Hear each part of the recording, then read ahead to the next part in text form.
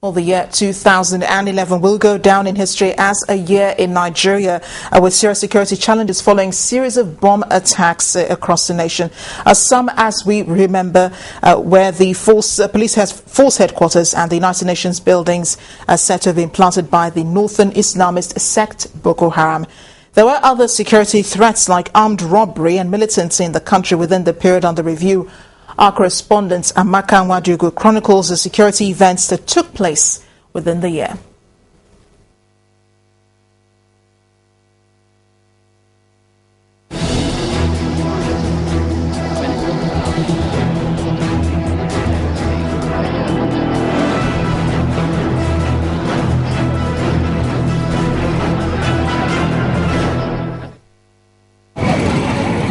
In 2011, Nigeria faced several security challenges, from armed robbery to the activities of the Islamic sect in northeastern part of the country known as Boko Haram.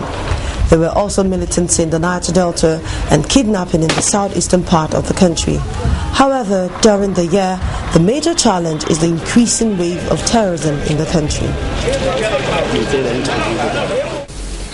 We have severe security challenges. In the northeast, we have severe acts of terrorism being perpetrated particularly against the police and other security agencies, as well as innocent civilians in towns and villages.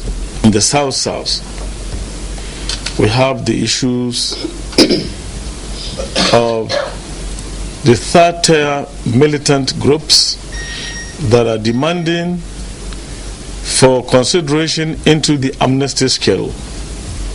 In the southwest, we have the challenges of various armed bandit groups that to security agencies appear to be more of copycats. The nation witnessed suicide bombings for the first time at the force headquarters, then at the United Nations building. The attacks were also carried out in other parts of the country. Outfit with body bags. We need body bags. We need stretchers.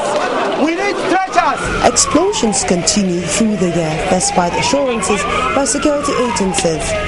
Security agencies soon became targets of the attack.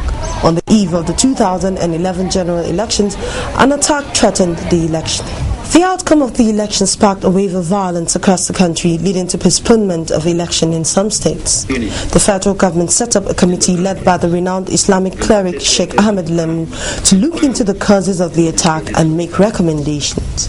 We recommend to Your Excellency to order security agencies to fish out the culprits of the violence for prosecution. Your Excellency should also revisit those previous recommendations like the ones contained in the following report, and we gave their list. The people indicted by the committees and commissions concerned should be prosecuted. Unfortunately, we had this ugly incident. My interest is that in 2015 general elections and beyond, what must we do to make sure that what we experience don't happen again? The security agencies took measures to contain the situation.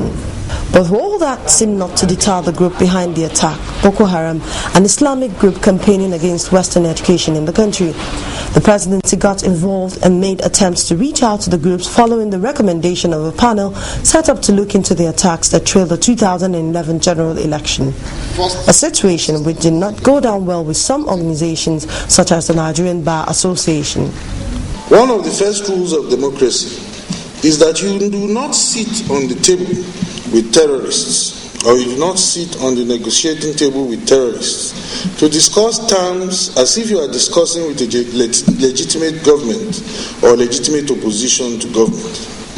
The danger is in the fact that negotiation on its own is not good. The danger is not that is in the fact that negotiation on its own is not good, but that you as government do not know if you are dealing with the right people or not. The police and the state security services made arrests and charged some suspects to court for alleged involvement in the attack. But but they have only succeeded in convicting the former spokesperson of Boko Haram, Ali Konduga, who pleaded guilty and is presently serving his sentence in the custody of the Department of State Services. While acts of terrorism gained prominence within the period, security threats like bank robbery increased during the year. Despite these challenges, credits should also go to the security agencies for acting on intelligence and preventing some attacks.